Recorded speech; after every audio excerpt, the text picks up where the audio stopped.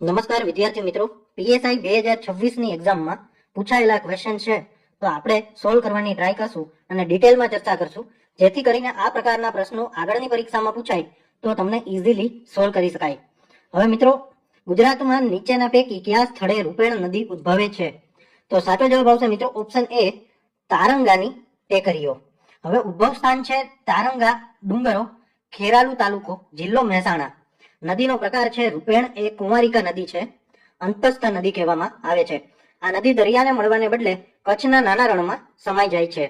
નીચેના પૈકી કોણે આરબ સૈન્ય સામે લડીને ગુર્જર દેશમાં આઝાદી પુનઃસ્થાપિત કરી? તો સાચો જવાબ આવશે મિત્રો ઓપ્શન સી, નાગભટ્ટ. હવે શાસકનું નામ હતું નાગભટ્ટ પ્રથમ. તેઓ ગુર્જર પ્રતિહાર વંશના હતા. ઈસવીસન 738ની આસપાસ થયેલ રાજસ્થાનનું યુદ્ધ, બેટલ ઓફ રાજસ્થાન, તેમણે આરબ આક્રમણખોરો ઉમૈયાદ ખિલાફતને હરાવીને પશ્ચિમ ભારતને આરબ શાસનથી બચાવ્યું હતું.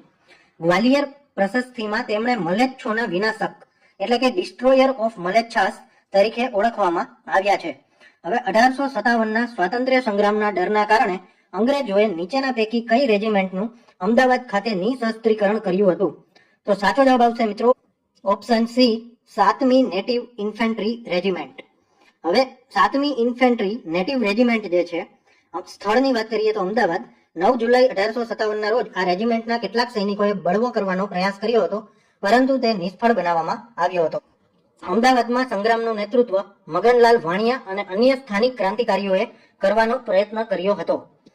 2011ની વસ્તી ગણતરી મુજબ ગુજરાત રાજ્યમાં નીચેના પૈકી કયું અનુસૂચિત જનજાતિ સમૂહ સૌથી વધુ વસ્તી ધરાવતું બીજી કક્ષાનું જૂથ છે? તો સાચો જવાબ આવશે મિત્રો ઓપ્શન ડી, રાઠવા. હવે પ્રથમ ક્રમે સૌથી વધારે ભીલ કુલ એસટી વસ્તીના આશરે 46% હિસ્સો ધરાવે છે. બીજો ક્રમ છે રાઠવા, ત્રીજો ક્રમ છે ધોડિયા, ચોથો ક્રમ છે દુબળા. હવે કાંકરેજ મહેસાણી ગુજરાતની નીચેની કઈ જાતિ છે? તો સાચો જવાબ આવશે મિત્રો ઓપ્શન સી, ગાય અને ભેંસ. હવે કાંકરેજ આ ગાયની એક અત્યંત પ્રખ્યાત ઓલાદ છે. તેની લાંબી અને સુંદર શિંગડાવાળી સલાઈ ચાલ માટે તે જાણીતી છે. મુખ્યત્વે બનાસકાંઠા જિલ્લાના કાંકરેજ તાલુકામાં જોવા મળે છે. મહેસાણી આ ભેંસની એક મહત્વની ઓલાદ છે. તે મુર્રા અને સુરતી ભેંસના સંકરણથી વિકસાવવામાં આવી છે અને તેમાં વધુ દૂધ ઉત્પાદન માટે જાણીતી છે. હવે 1937માં કરાચી ખાતે નીચેના પૈકી કોણે સૌ પ્રથમવાર મહાગુજરાત શબ્દની રચના કરી? તો સાચો જવાબ આવશે મિત્રો માં મુનશી, ઓપ્શન એ, કનૈયાલાલ માણેકલાલ મુનશી. હવે વર્ષની વાત કરીએ તો 1937માં કરાચી ખાતે ગુજરાતી સાહિત્ય પરિષદનું જે અધિવેશન હતું એમાં મુનશીએ એવા ગુજરાતની કલ્પના કરી હતી જેમાં ગુજરાતી ભાષા બોલતા તમામ પ્રદેશોનો સમાવેશ થાય. જોકે મુનશીએ શબ્દ આપ્યો હતો, પરંતુ પાછળથી 1956માં અલગ રાજ્ય માટેનું મહાગુજરાત આંદોલન ઇન્દુલાલ યાજ્ઞિકના નેતૃત્વમાં લડાયું હતું. જ્યારે સિંધના સમા રાજપૂતો રાજાઓ કચ્છ વિસ્તાર જીતી લીધો ત્યારે કચ્છ એક અલગ રાજ્ય તરીકે નીચેના પૈકી કઈ સદીમાં અસ્તિત્વમાં આવ્યું? તો સાચો જવાબ આવશે મિત્રો ઓપ્શન સી, 14મી સદી. હવે 14મી સદીની વાત છે, આશરે 1320ની આસપાસની વાત છે.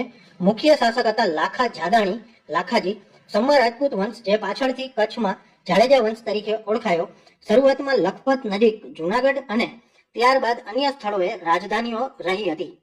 નીચેના પૈકી કયા રાજાને રાજા ગૌતમી પુત્ર સતકર્ણી દ્વારા ઉથલાવી નાખવામાં આવ્યો હતો? તો સાચો જવાબ આવશે મિત્રો ઓપ્શન એ, શક મહાક્ષત્રપ નાપાના. હવે આ વિજયની સૌથી મોટી સાબિતી નાસિક પાસેના જોગલથંભી માંથી મળે આવેલા સિક્કાઓનો ભંડાર છે.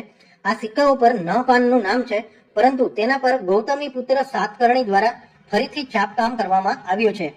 હવે ગૌતમી પુત્ર સાતકર્ણીની માતા ગૌતમી બાલાશ્રીના નાસિક અભિલેખમાં તેમણે શક યવન પલ્લવ નિષુદન, શક યવન અને પલ્લવોનો નાશ કરનાર તરીકે ઓળખાવ્યા છે. હવે નહપાન એ ક્ષહરા વંશનો છેલ્લો શાસક હતો. આ યુદ્ધ પછી આ વંશનો અંત આવ્યો અને માળવા તથા ગુજરાતના ભાગો પર સાતવાહનોનું વર્ચસ્વ સ્થપાયું હતું. દેશી રજવાડા નવાનગરની રાજધાની જામનગરની સ્થાપના ક્યારે થઈ? તો સાચો જવાબ આવશે મિત્રો ઓપ્શન એ, 1540માં. સ્થાપકની વાત કરીએ તો જામ રાવલ, તેઓ કચ્છ જામ લાખાજીના પુત્ર હતા. શરૂઆતમાં આ શહેર નવાનગર તરીકે ઓળખાતું હતું. જામનગર શહેર રંગમતી નાગમતી નદીઓના સંગમ સ્થાન પર વસેલું છે. જામ રાવલે કચ્છ છોડ્યા પછી હાલાર પંથકમાં પોતાનું નવું રાજ્ય સ્થાપ્યું અને તેને નવાનગર નામ આપ્યું હતું. જાડેજા વંશના રાજાઓ બાબતે નીચેના પૈકી કયા વિધાનો સાચા છે?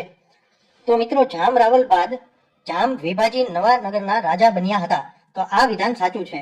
મજેવડી ગામ નજીક જુનાગઢની લડાઈમાં જામ સતાજી પહેલાએ અકબરના સૈન્યને હરાવ્યું હતું. આ વિધાન પણ સાચું છે. જાડેજા વંશના રાજા હર્ષલજીને પશ્ચિમ ભારતના બાદશાહનો ખિતાબ આપવામાં આવ્યો હતો. આ વિધાન ખોટું છે. ઈસવીસન 1549માં ખેંગાર કચ્છના પ્રથમ રાવ બન્યા અને ભુજને રાજધાની તરીકે સ્થાપી. બરાબર, તો આ વિધાન સાચું છે. એટલે 1, 2 અને 4 ઓપ્શન સી ઇઝ કરેક્ટ. હવે મિત્રો, આ વિડીયો જોવાથી તમારા નોલેજમાં વધારો થયો હોય તો આ વિડીયોને એક લાઈક જરૂરથી આપી દેજો. કોઈ મિત્રો તૈયારી કરતા હોય તો એને વિડીયો શેર કરી દેજો. તમે કઈ એક્ઝામની તૈયારી કરો છો એ કમેન્ટ કરી અને જરૂરથી જણાવજો. અને નવા હોય તો આ ચેનલને સબસ્ક્રાઇબ કરી દેજો. ધન્યવાદ.